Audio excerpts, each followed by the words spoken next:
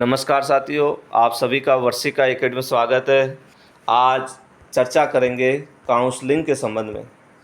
तो कनिष्ठ लेखाकार की काउंसलिंग होगी या नहीं, इसके संबंध में कुछ चर्चा करेंगे, छोटी सी 2-3 मिनट की। तो साथियों, प्रशासनिक विभाग ने एक परिपत्र जारी किया, मैं आपको बता देता हूँ। हो सकता है ये परिपत्र आपने देखा भी हो। ये दिनांक 18/5/2020 को जारी किया गया है। इसमें क्या सब्जेक्ट रखा गया है? इसमें रखा गया है कि राजस्थान लोक सेवा आयोग, राजस्थान कर्मचारी बोर्ड या अन्य भर्ती एजेंसी से चयनित अभ्यर्थियों की प्रथम नियुक्ति हेतु। तो इसमें ये कहा गया है कि साथियों, आरपीएससी, आरएसएमबी या अन्य कोई भी भर्ती एजेंसी होती है, तो जब अभ्यर्थियों का चयन होता है प्रथम, तो उसके संबंध में कुछ दिशा निर्देश जारी किए। साथ ही ये परिपत्र जब जारी किया गया है तो ये सभी के लिए लागू होता है, सर्कुलर। ठीक है, ये कोई विशेष आदेश नहीं है, सर्कुलर है। सर्कुलर बन गया तो इसके की पालना करनी है। तो इसके अंदर जो फर्स्ट पॉइंट में ये क्या कहा है, देखो कि राज्य सेवा से अतिरिक्त समस्त अधीनस्थ सेवा। यहाँ अर्थ क्या हुआ? राज्य सेवा से अतिरिक्त कहने का मतलब जो राजपत्रित अधिकारी है उसके अलावा, अर्थात अधीनस्थ सेवा अर्थात अराजपत्रित अधिकारी जो L12 से नीचे आते हैं वह सब अधीनस्थ सेवा हो जाएगी। ठीक है, तो राज्य सेवा से अतिरिक्त समस्त अधीनस्थ सेवाओं के सीधी भर्ती से चयनित कार्मिकों की प्रथम नियुक्ति हेतु जिले के स्थान का आवंटन। कहने का मतलब जिला या जिले का स्थान का आवंटन जैसे भी स्थिति हो, कार्य नियुक्ति अधिकारी द्वारा काउंसलिंग के माध्यम से निम्नानुसार शर्तों के अधीन संपन्न किया जाएगा।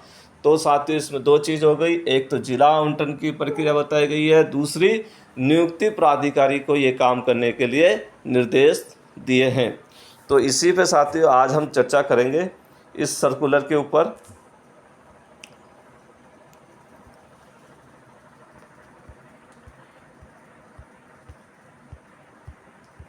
तो ये सर्कुलर है साथियों, यह मैंने बता भी दिया, 18/5/2020 को जारी किया गया प्रशासनिक विभाग द्वारा। ये ठीक है, ये राज्य सेवा के अतिरिक्त समस्त अधीनस्थ सेवाओं के लिए लागू किया गया है। इसमें साथियों अब बात करते हैं, नियुक्ति अधिकारी को ये कहा गया है कि वह सामान्य शर्तों को परिवर्तित नहीं कर सकता। कहने का मतलब वह जो इसमें शर्तें दी गई है उसको परिवर्तित नहीं कर सकता, लेकिन विशेष परिस्थिति में अतिरिक्त जोड़ सकता है। ध्यान रखना, उस सर्कुलर में जो भी कंडीशन दी गई है उसमें केवल जोड़ सकता है ठीक है, अतिरिक्त विशेष परिस्थिति में कुछ ऐसी आवश्यकता हो तो जोड़ सकता है, परंतु कम नहीं कर सकता। अब हम बताएंगे साथियों, नियुक्ति अधिकारी का दायित्व क्या है। साथियों, नियुक्ति अधिकारी इसमें दायित्व दिया गया है, वह समस्त दस्तावेज सुरक्षित रखेगा। कहने का मतलब जो भी डीवी के संबंध में, आप जिला आवंटन के संबंध में अभ्यर्थियों से जो दस्तावेज मंगाए गए थे, जो प्राप्त किए गए, उनको सुरक्षित रखेगा, अर्थात उनकी फ़ोटोकॉपी वगैरह रखेगा। दूसरी चीज़, जिला आवंटन होने पर सहमति पत्र लिया जाए। ठीक है, ये भी कौन लेगा? नियुक्ति प्राधिकारी लेगा। जैसे जिला आवंटन किया जाता है किसी को, तो उससे सहमति पत्र लिया जाएगा कि ये जिले का आवंटन आप द्वारा की सहमति से लिया गया है। अब बात करेंगे नियुक्ति अधिकारी द्वारा कार्यवाही। जब नियुक्ति अधिकारी के पास में किसी अभ्यर्थी की जिला आवंटन के संबंध में कोई परिवेदना प्राप्त होती है या कोई न्यायिक प्रकरण प्राप्त होता है, तो उस पर समस्त कार्रवाई नियुक्ति प्राधिकारी द्वारा ही की जानी है। अब साथियों, सबसे इम्पोर्टेंट जो चीज़ है वो ये है कि इस जिला आवंटन में सबसे पहले किसको प्राथमिकता देनी चाहिए। तो इसी के ऊपर सबसे पहले इन्होंने प्राथमिकता का निर्धारण किया है। सबसे पहले दिव्यांगजन जो होते हैं उनको प्राथमिकता दी जाएगी, फिर विधवा को दी जाएगी, फिर परित्यक्ता अर्थात डिवोर्स महिलाओं को दी जाएगी, फिर एकल महिला को दी जाएगी, फिर भूतपूर्व सैनिक को दी जाएगी, फिर उत्कृष्ट खिलाड़ी को दी जाएगी, फिर पति और पत्नी को दी जाएगी। कहने का मतलब पति की भी जॉब लगी हो और पत्नी की भी जॉब लगी हो, ऐसे को भी प्राथमिकता दी जाएगी।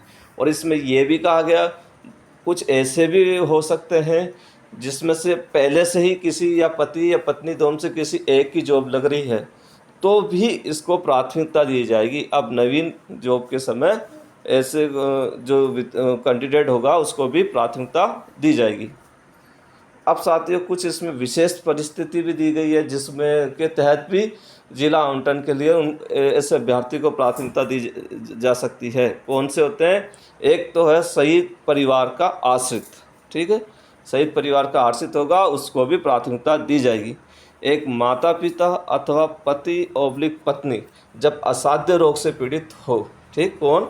या तो माता पिता या पति या पत्नी में से जो भी एक असाध्य रोग से पीड़ित होगा, तो भी उसको क्या है, प्राथमिकता दी जाएगी। इसके लिए यदि कोई ऐसा है तो जब भी ऐसी कोई काउंसलिंग होती है तो उस वक्त या आप या काउंसलिंग चालू होने से पहले उसके संबंध में अपने दस्तावेज पेश कर दें, अपनी परिवेदना पेश करके उनको बताएं, जिससे कि उनको आपको प्राथमिकता देते हुए